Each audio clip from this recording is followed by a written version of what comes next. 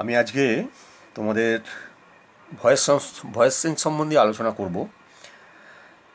আমার প্রায় এ পর্যন্ত 13-14টা টপিকস নিয়ে আলোচনা হয়ে গেছে। আশা করি তোমরা নিশ্চয়ই দেখছো। ভয়েস চেঞ্জ নিয়েও আমি দুটো ভিডিও করেছি, দুটো এপিসোড করেছি। আর একবার ভয়েস চেঞ্জটা যেহেতু খুব গুরুত্বপূর্ণ, সবই গুরুত্বপূর্ণ, কিন্তু ভয়েস চেঞ্জটা একটা খুব ইম্পর্ট্যান্ট পার্ট, যার জন্য ভয়েস চেঞ্জ সম্বন্ধে আমি আরেকটু আলোচনা করে দিতে চাই। তোমরা একটু মন দিয়ে শোনো আর আগেরগুলো একটু রিভিশন দাও।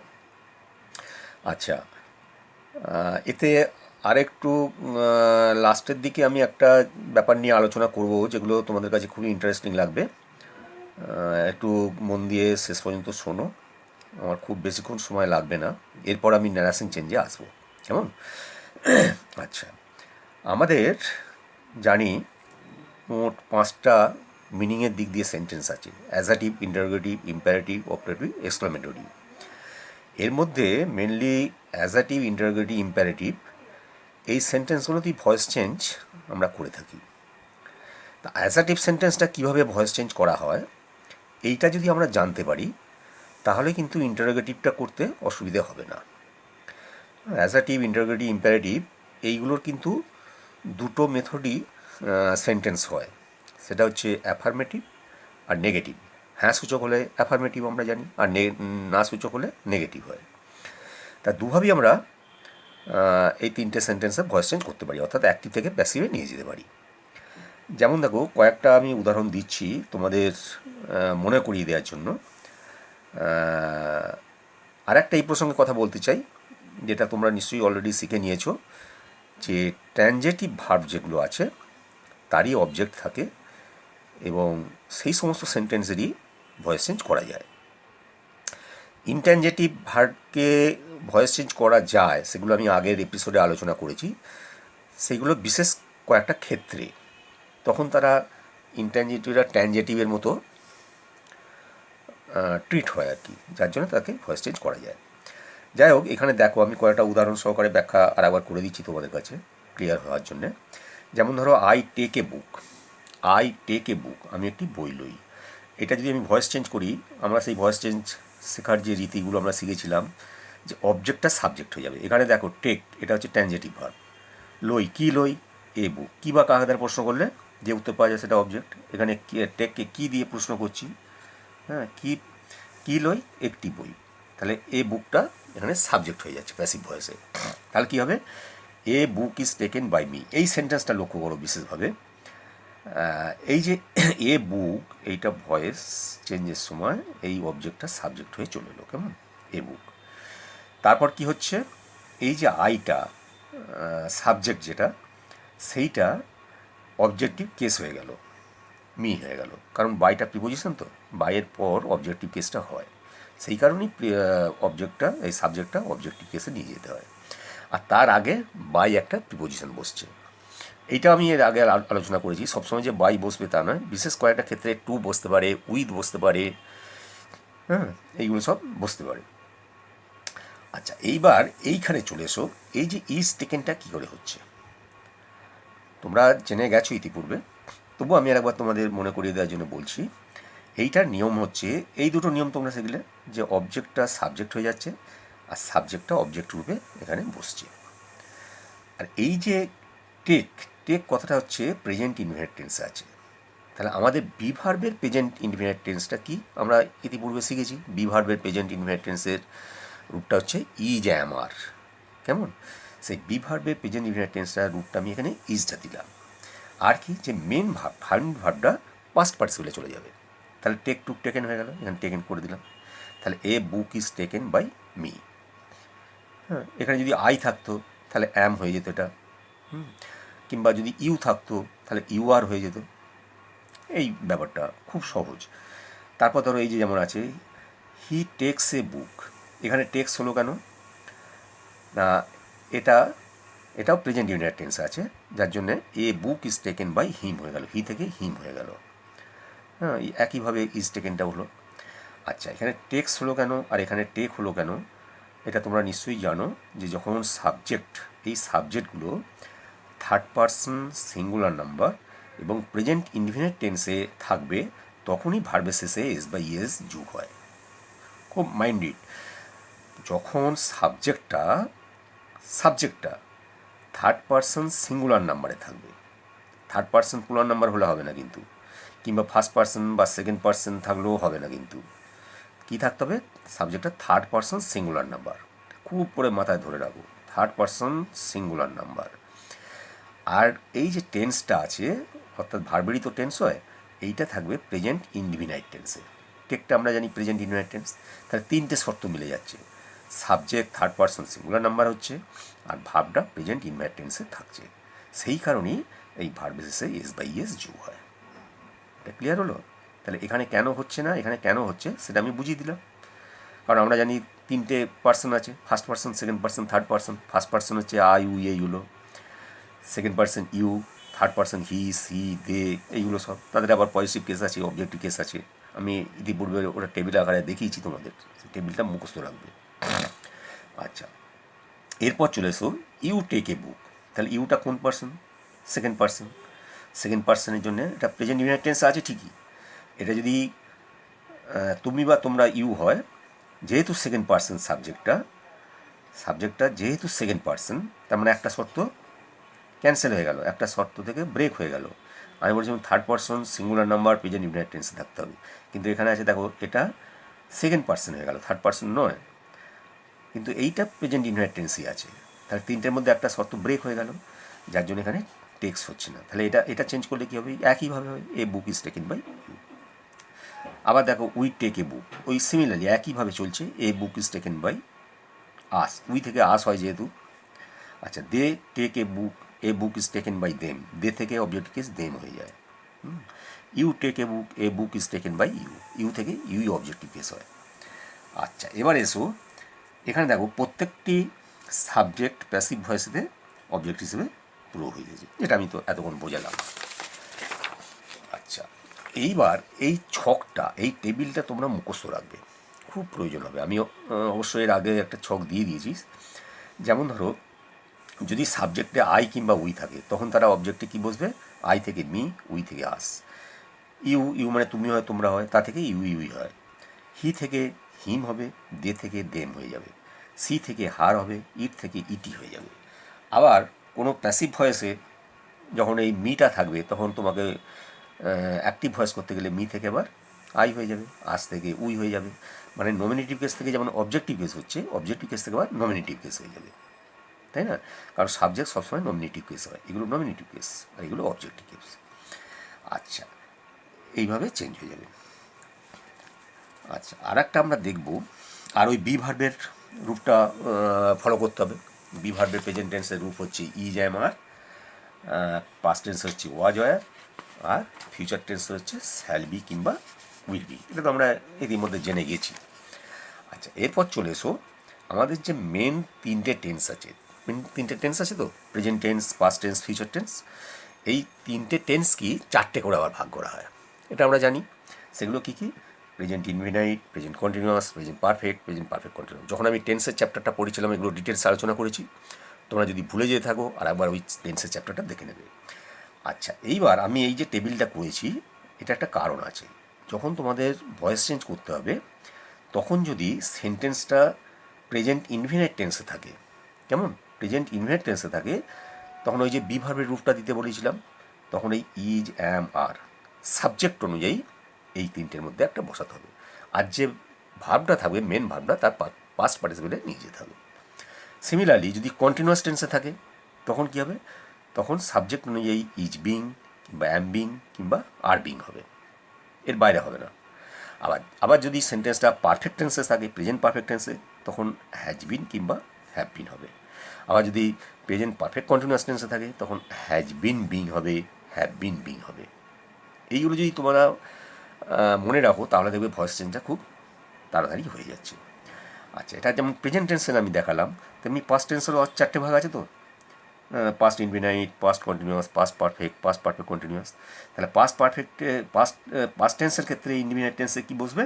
ওয়াজ কিংবা ওয়ার। অর্থাৎ প্রেজেন্ট টেন্সে যেখানে ইজ কিংবা অ্যাম বসাতাম, সেখানে ওয়াজ বসবে, আর যেখানে আর বসাতাম সেখানে ওয়ার বসবে। কেমন? আচ্ছা, পাস্ট টেন্সে প্রেজেন্ট কন্টিনিউয়াস টেন্সে যেখানে ইজ বিং অ্যাম বিং বসাতাম সেখানে ওয়াজ বিং বসবে, আর যেখানে আর বিং বসাতাম সেখানে ওয়ার বিং বসবে। আর পারফেক্ট টেন্স যখন হয়ে যাবে পাস্ট পারফেক্ট, সেখানে হ্যাজ আর হ্যাভের পাস্ট টেন্স যেহেতু হ্যাড, শুধু হ্যাড বিন। সব ক্ষেত্রে যে সাবজেক্টই থাকুক না কেন, যে পার্সনের হ্যাড বিনটা হবে। সিমিলারলি পারফেক্ট কন্টিনিউয়াস টেন্সের ক্ষেত্রে হ্যাড বিন বিং হয়ে যাবে। ঠিক আছে? আচ্ছা, আবার ফিউচার টেন্সে যখন হবে, ফিউচার টেন্সের যদি কোনো সেন্টেন্স থাকে, ফিউচার টেন্সের ইন্ডিপেন্ডেন্ট টেন্স হবে শ্যাল বি কিংবা উইল বি, সাবজেক্ট অনুযায়ী। সবসময় সাবজেক্ট অনুযায়ী এগুলো হবে, কিন্তু মনে রাখতে হবে। আর ফিউচার কন্টিনিউয়াসে কী হবে? শ্যাল বি বিং কিংবা উইল বি বিং। আর পারফেক্টে কী হবে? Shall have been, will have been. যদিও এইগুলো প্রয়োগগুলো খুব কম দেখা যায়, কিন্তু ফিউচার পারফেক্ট কন্টিনিউয়াস টেন্সের প্রায় প্রয়োগ দেখাই যায় না, যার জন্য এখানে আমি আর তোমাদের কাছে ব্যাখ্যা করলাম না। আচ্ছা, এরপর এসো, আমি জাস্ট এটা আর একবার রিভিশন দিয়ে দিচ্ছি, কারণ এরপর আমি তো ন্যারেশন চেঞ্জে চলে যাব। আচ্ছা, এইবার দেখো, ইনট্যানজিটিভ ভার্ব অর্থাৎ যার অবজেক্ট নেই সেই সমস্ত সেন্টেন্সের অ্যাক্টিভ থেকে প্যাসিভ করা যায় না, যেটা আমি বললাম একটু আগে। যেমন ধরো আই গো হোম কিংবা হি কামস হিয়ার। কেমন? আমি বাড়ি যাই। আমি কোথায় যাই? বাড়ি যাই। এখানে হোমটা অ্যাডভার্ব, কিন্তু এর আগে কোনো দিন টু হবে না, এটা মনে রাখবে। এটা কিন্তু অবজেক্ট নয়। হ্যাঁ, কিংবা হি কামস হিয়ার, এটাও তাই, সে এখানে আসে, এটাও হচ্ছে অ্যাডভার্ব। এইগুলো কিন্তু অবজেক্ট হিসেবে ব্যবহার হচ্ছে না, কারণ এই ভার্বগুলো হচ্ছে ইনট্যানজিটিভ ভার্ব। তাহলে ইনট্যানজিটিভ ভার্ব যদি থাকে সেন্টেন্সে, তাদের কোনোদিন প্যাসিভ ভয়েস করা যাবে না। আচ্ছা, আবার দেখো কোন কোন ক্ষেত্রে করা যায় না সেটা আমি বলছি। যেমন ট্যানজেটিভ ভার্বের কমপ্লিমেন্টকে প্যাসিভিতে সাবজেক্ট হিসেবে ব্যবহার করা যায় না। কমপ্লিমেন্টগুলো যেমন ধরো, we make him hour captain. আমরা আমাদের ক্যাপ্টেন, তাকে আমরা আমাদের ক্যাপ্টেন করেছি। এখানে এই যে আওয়ার ক্যাপ্টেন, এখানে কিন্তু দুটো অবজেক্ট নেই। অনেক সেন্টেন্সে দুটো অবজেক্ট থাকে, কিন্তু এক্ষেত্রে মনে হচ্ছে দুটো অবজেক্ট, কিন্তু দুটো অবজেক্ট এটা নয়। আমাকে এই হিমটা দিয়ে প্যাসিভ ভয়েস করতে হবে। তাহলে উই মেক হিম কী হবে? তাহলে হি ইজ মেড হয়ে গেল, কারণ মেকটা হচ্ছে আমাদের প্রেজেন্ট ইনডিফিনিট টেন্স আছে। আর বিভার্বের রূপটা আমি ইতিপূর্বে আলোচনা করেছি। প্রেজেন্ট ইনডিফিনিট টেন্সের বিভার্বের রূপ হচ্ছে ইজ কিংবা অ্যাম কিংবা আর। তাহলে এখানে হি এর সঙ্গে ইজ বসবে, এই ইজটা বসিয়েছি। আর কি, এই যে মেন ভার্বটা এর পাস্ট পার্টিসিপেল নিয়ে চলে যাচ্ছে, অর্থাৎ থার্ড ফর্মে মেক মেড মেড। তাহলে he is made our captain, এটা যেমন ছিল সেরকম থেকেই গেল, our captain by us, we থেকে আস হয়ে যায়। কেমন? কিন্তু আমি এটা করতে পারবো না, আওয়ার ক্যাপ্টেনটাকে সাবজেক্ট করে সেইভাবে আমি করতে পারবো না। কিন্তু আছে কিছু কিছু সেন্টেন্স আছে যেগুলো দুটো করে অবজেক্ট আছে, সেগুলো আমি পরে আসছি। সেগুলো কিন্তু দুটোই অবজেক্ট হিসেবে বসছে, কিন্তু এইখানে সেকেন্ডটা হচ্ছে কমপ্লিমেন্ট হিসেবে বসছে। এটাকে কী কমপ্লিমেন্ট বলবো? অবজেক্টিভ কমপ্লিমেন্ট, কারণ এই অবজেক্ট হিমটা এর পরিপূরক হিসেবে এই আওয়ার ক্যাপ্টেনটা বসছে। আবার দেখো, সেন্টেন্সে যদি রিফ্লেক্সিভ প্রোনাউন থাকে, কোন কোন ক্ষেত্রে আমরা করতে পারবো না ভয়েস চেঞ্জ, সেইগুলো আমি বলছি। সেন্টেন্সে যদি রিফ্লেক্সিভ প্রোনাউন থাকে, হ্যাঁ, তাকে সাবজেক্ট হিসেবে ব্যবহার করা যায় না। যেমন ধরো, হি কিল্ড হিমসেলফ, হ্যাঁ, সে নিজেকে নিজে মারা গিয়েছিল। তাহলে এখানে যদি আমাকে ভয়েস চেঞ্জ করতে হবে, তাহলে বলতে হবে হি ওয়াজ কিল্ড বাই হিমসেলফ, অর্থাৎ আমি হিমসেলফটাকে সাবজেক্ট করে নিয়ে আসতে পারছি না। হি কিল্ড হিমসেলফ, এটা করতে গেলে কী হবে? হি ওয়াজ কিল্ড বাই হিমসেলফ, কারণ হিমসেলফটা অবজেক্ট হিসেবে মনে হচ্ছে বসছে, কিন্তু এটা অবজেক্ট হিসেবে বসছে না, এবং একে সাবজেক্ট হিসেবে নিয়ে যাওয়া যাবে না। ঠিক আছে? আচ্ছা, এরপর দেখো, যদি ইন্টারোগেটিভ সেন্টেন্স থাকে, এইটা কিন্তু ভেরি ইন্টারেস্টিং। হ্যাঁ, ইন্টারোগেটিভ, আচ্ছা, যদি আমি এটা ভুল বললাম, এটা ইন্টারোগেটিভ না, ইম্প্যারেটিভ হবে। কেমন? IMPERATIV। In case of imperative sentence, imperative সেন্টেন্সের ক্ষেত্রে কী হবে? ইম্প্যারেটিভ সেন্টেন্সের ক্ষেত্রে আমি এর আগে বিশদভাবে আলোচনা করেছি, তবু তোমাদের আরেকবার হালকা করে একটু আলোচনা করে দিই। ইম্প্যারেটিভ সেন্টেন্সে সাধারণত ইউটা উচ্চ থাকে। এখানে যেমন ধরো, গিভ হিম অ্যান আপেল, হ্যাঁ, তাকে একটি আপেল দাও। তার মানে কি, এখানে ইউটা উচ্চ আছে, এই যে ইউটা উচ্চ আছে, নেই। তার মানে you give him an apple. আচ্ছা, এইটা যদি ইউটা উচ্চ থাকে, তাহলে আমাদের এখানে অবজেক্ট হচ্ছে হিমটা আর অ্যান আপেলটা। এইগুলো আবার কী অবজেক্ট হচ্ছে, আমি যে বলেছিলাম ডাইরেক্ট অবজেক্ট আর ইনডাইরেক্ট অবজেক্ট। হিমটা এখানে ইনডাইরেক্ট অবজেক্ট, এটা হচ্ছে ইনডাইরেক্ট অবজেক্ট, আমি ইতিপূর্বে আলোচনা করেছি কিন্তু ইনডাইরেক্ট অবজেক্ট, আর এটা হচ্ছে ডাইরেক্ট অবজেক্ট। অর্থাৎ যার প্রাণ আছে সেটা হচ্ছে ইনডাইরেক্ট অবজেক্ট, যার প্রাণ নেই সেটা হচ্ছে ডাইরেক্ট অবজেক্ট। এখানে কিন্তু দুটোই অবজেক্ট। আচ্ছা, এটাকে কীভাবে আমি চেঞ্জ করব? এটাকে দুটোকে দিয়ে আমি চেঞ্জ করতে পারি। হিমকে সাবজেক্ট নিয়েও করতে পারি, অ্যান আপেলকেও সাবজেক্ট নিয়ে করতে পারা যায়। যেমন ধরো যদি আমি এইভাবে করি, এটা let him be given an apple, এটা করতে পারি। Let him be given an apple. আবার এটাও করতে পারি, let an apple be given him. কেমন? তাহলে এটা আমাদের পদ্ধতিটা কী হচ্ছে, প্রথমে লেট বসাতে হচ্ছে, লেট দিয়ে শুরু করছি, আর কি অবজেক্ট যেটা ছিল সেটাকে লেটের পর নিয়ে চলে আসছি, আর কি মেন ভার্বটা সবসময় পাস্ট পার্টিসিপেল হবে থার্ড ফর্মে, যার জন্য গিভ দিয়ে গিভিংটা হয়ে গেল, আর তার আগে সরাসরি বিটা বসবে। আমরা যেমন এর আগে বি ভার্বের রূপগুলো বসাচ্ছিলাম, এখানে কিন্তু বি ভার্বের রূপগুলো বসবে না, বি ভার্বটা সরাসরি বসে যাচ্ছে, বি কথাটা। তাহলে এইখানেও যেরকমভাবে হয়েছে এখানেও সেই একইভাবে হয়েছে। কেমন? এটাই হচ্ছে গঠন রীতি। এবার এরপর তুমি বাই ইউ দিতে পারো কিংবা নাও দিতে পারো, ব্র্যাকেটে বাই ইউটা দিয়ে দিলে ভালো হয়। এখানে যেমন ইউটা তো সবসময় উচ্চ আছে, তার মানে সব ক্ষেত্রে বাই ইউটাই হবে। বাই ইউ এরা ব্র্যাকেটে দিয়ে দিতে পারো, অসুবিধে কিছু নেই, বাই ইউ, বোঝার সুবিধের জন্য। আচ্ছা, এরপর চলে এসো, যদি নেগেটিভ হয় তখন আমরা কি করব? যদি নেগেটিভ সেন্টেন্স হয়, নেগেটিভ সেন্টেন্সের ক্ষেত্রে দেখো কীভাবে প্রয়োগটা হচ্ছে। যেমন ধরো, ডু নট গিভ রাম এ বুক, রামকে বই দিও না। তার মানে তুমিটা কিন্তু থাকছেই, ইম্পারেটিভ সেন্টেন্সে ইউটা উচ্চ থাকবে। তাহলে এখানে কি হচ্ছে চেঞ্জ করলে, let not Ram be given a book, let not Ram be given a book. তাহলে লেটের পর রামটা হচ্ছে এখানে অবজেক্ট, রাম এবং এ বুক দুটোই অবজেক্ট। তাহলে লেটের পর যদি আমি রামটা বসাই, যদি বলতাম আমি গিভ রাম এ বুক, তাহলে কি হতো, late Ram be given a বুক। কিন্তু এখানে যেহেতু নেগেটিভ সেন্টেন্স আছে, নট আছে, ওই জন্য আমি নটটা বসাতে হচ্ছে। তাহলে let not Ram be given a book. এইবার ব্যাপার হচ্ছে আবার এইটার ক্ষেত্রে দেখো তারপরেরটা, এইখানে বলছি ডু নট গিভ হিম এ বুক। এগুলো লক্ষণীয় বিষয়, কিন্তু খুব লক্ষ্য করার বিষয়। ডু নট গিভ হিম এ বুক, এখানে হচ্ছে ডু নট গিভ রাম এ বুক, রাম, আর এখানে হিম, দুটো তফাৎ আছে কিন্তু, একটা নাউন আছে একটা প্রোনাউন আছে। আচ্ছা, এই ক্ষেত্রে কী হবে, let him not be given a book. তাহলে দেখো যখন নাউন থাকছে তার আগে নটটা বসছে, তাই না? আর যখন প্রোনাউন থাকছে প্রোনাউনের পর নটটা বসছে, এইটাই এখানে বোঝার ব্যাপার আছে। আচ্ছা, এরপর দেখো ইম্পারেটিভ সেন্টেন্সটা ওইটুকুই বোঝালাম, যেহেতু আমি বিশদভাবে এর আগে আলোচনা করেছি। এবার চলে আসবো ইন্টারোগেটিভ সেন্টেন্স। ইন্টারোগেটিভ সেন্টেন্স হচ্ছে প্রশ্নবোধক বাক্য, যেগুলো আমরা জানি ইন্টারোগেটিভ সেন্টেন্স কাকে বলে, ইতিপূর্বে শিখেছি। যেমন ধরো আমি একদম প্রথম থেকে দেখিয়ে যাচ্ছি, তোমরা খুব মাইন্ডলি ফলো করো। যেমন ধরো আই রাইস, এটা আমরা জানি অ্যাসার্টিভ সেন্টেন্স, সাধারণভাবে যেমন হয়, rice is eaten by me, এটা আগে যেটা বোঝালাম। আবার যদি এটাকে প্রশ্ন করি কী হবে, এই একই সেন্টেন্সকে প্রশ্ন করছি কিন্তু তখন ডু দিয়ে করতে হচ্ছে, ডু আই ইট রাইস, আমি কি ভাত খাই। এইখানে দেখো কি মজাটা হচ্ছে, সবই একই থাকছে, শুধু এই ইজটা আগিয়ে আসছে, তাই না? Is rice eaten by me, ইজটা আগিয়ে এলো। আবার দেখো he eats rice, rice is eaten by him. আর যদি বলি ডাজ হি ইট রাইস, এটাকে প্রশ্নবোধকে আনতে গেলে ডু বা ডাজ দিয়ে করতে হবে, আর পাস্ট টেন্স হলে ডিড দিয়ে করতে হয়। এটা আমি আর একটা চ্যাপ্টারে আর একটা টপিকে তোমাদের আলোচনা করে দেবো, কোথায় ডু ডাজ ডিড হয় আর কোথায় হয় না। যদিও সেগুলো প্রশ্নবোধক থাকবে, তবুও সব ক্ষেত্রে তো ডু ডাজ ডিড হয় না, কোথায় হয় কোথায় হয় না সেগুলো আমি আর একটা টপিক নিয়ে আলোচনা করে দেবো, তোমাদের আরও ক্লিয়ার হয়ে যাবে তখন। He eats rice, rice is eaten by him. যদি এটাকে প্রশ্নবোধক করি ডাজ হি ইট রাইস, তখন কী হবে, is rice eaten by me. তার মানে তোমাদের যদি এটা ভয়েস চেঞ্জ করতে দেয়, শুধু ডাজ হি ইট রাইস, এটা ভয়েস চেঞ্জ করতে দিল। তোমরা যদি সব থেকে সহজ পদ্ধতি হয়, এইটাকে যদি তোমরা অ্যাসার্টিভ সেন্টেন্স আগে নিয়ে যাও, তাহলে ডাজ হি ইট রাইস, এটা অ্যাসার্টিভে নিয়ে গেলে অ্যাসার্টিভ প্রশ্নবোধক যদি না করা যায়, তখন কী হবে, তাহলে হি ইটস রাইস।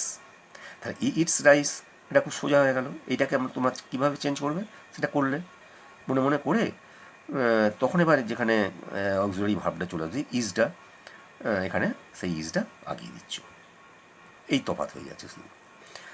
মানে সরাসরি প্রশ্নবোধক থেকে যদি প্যাসিভ ভয়েসে না করতে পারো তখন তাকে অ্যাসার্টিভে নিয়ে গিয়ে তাকে চেঞ্জ করবে, ভয়েস চেঞ্জ করার পর তাকে প্রশ্নবোধকে নিয়ে চলে আসবে, তাহলে এই জিনিসটা হয়ে যাবে।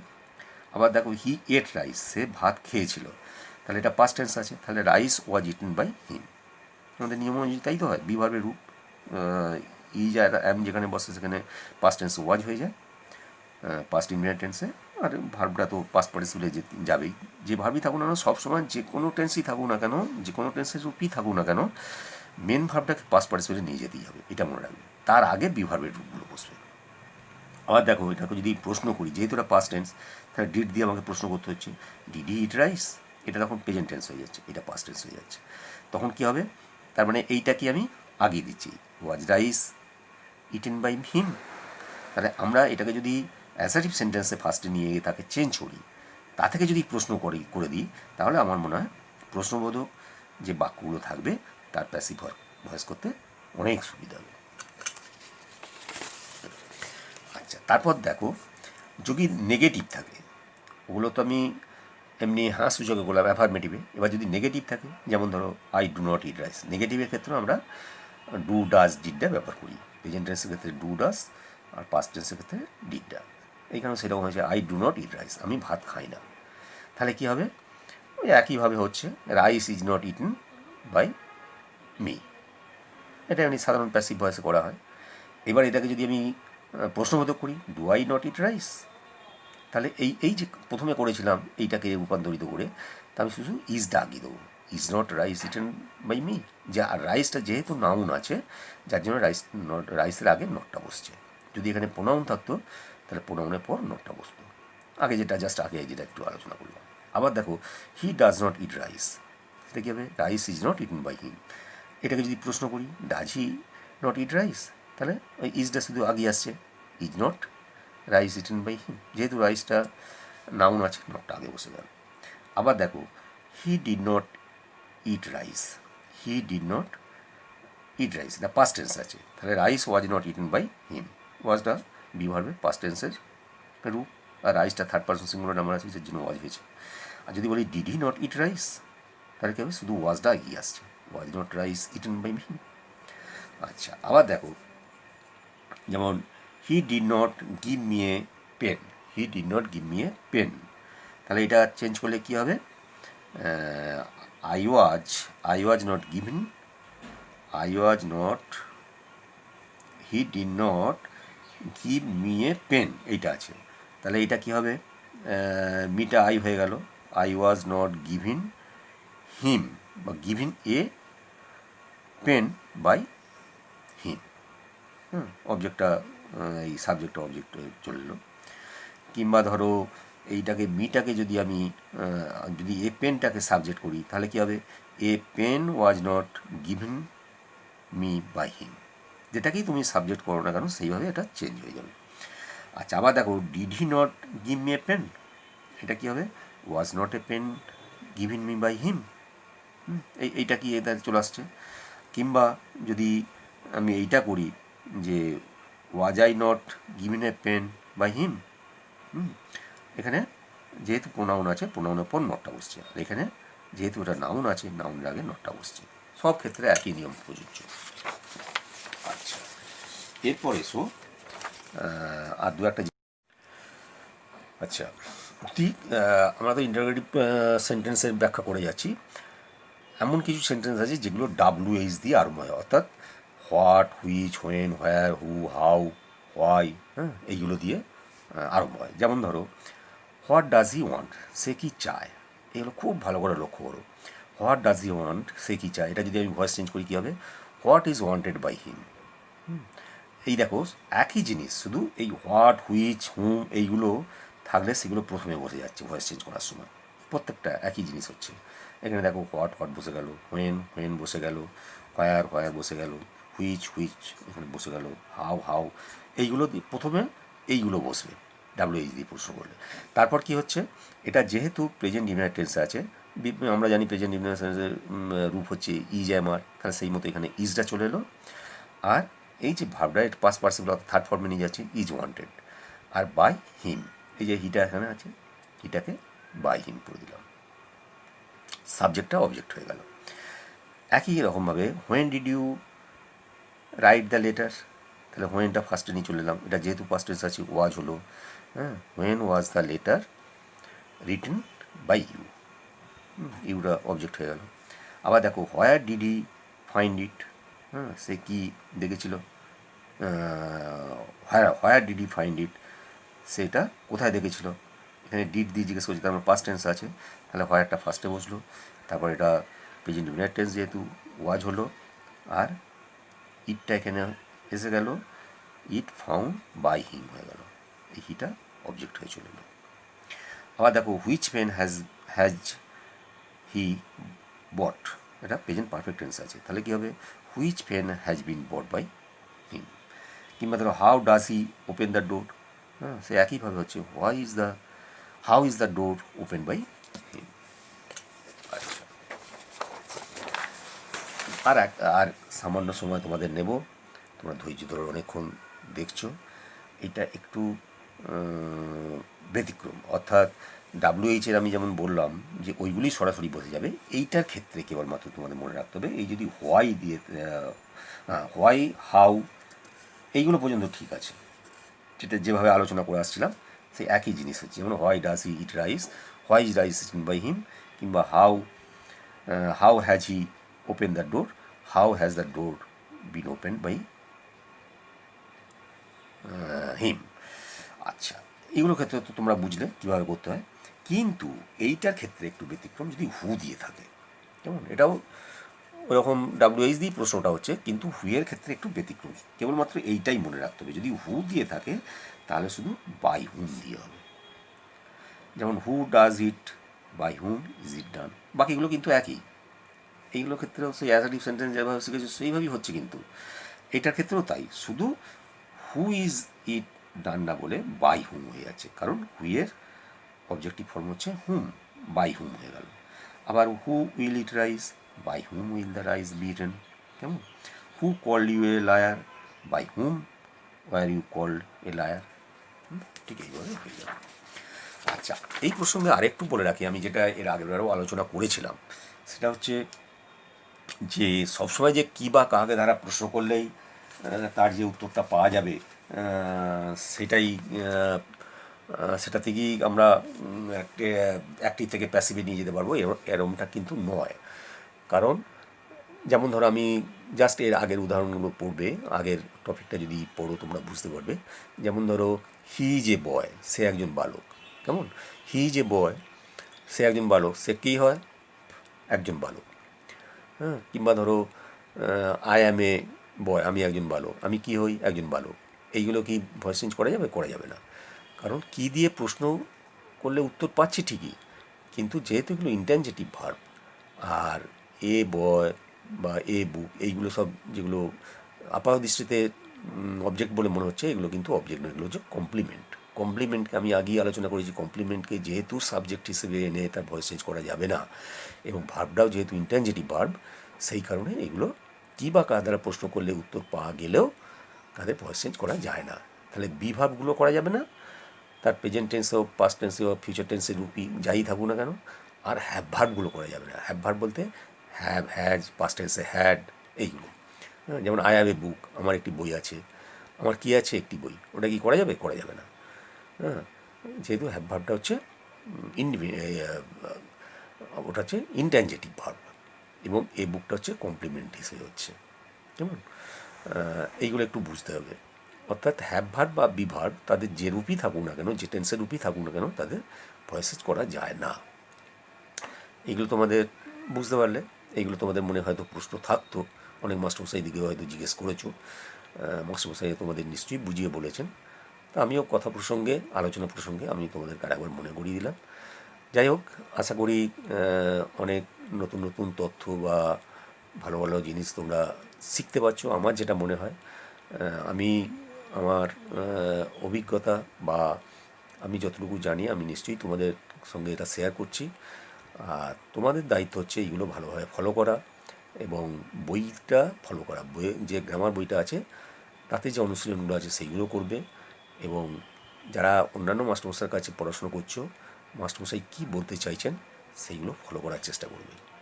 আর তার সঙ্গে আমার এই ভিডিওগুলো দেখতে থাকো, তোমরা নিশ্চয়ই এতে অনেকটাই উপকৃত হবে, এই আশা রাখলাম তোমাদের কাছে। তাহলে আজকের মতো আমি শেষ করছি। Thank you.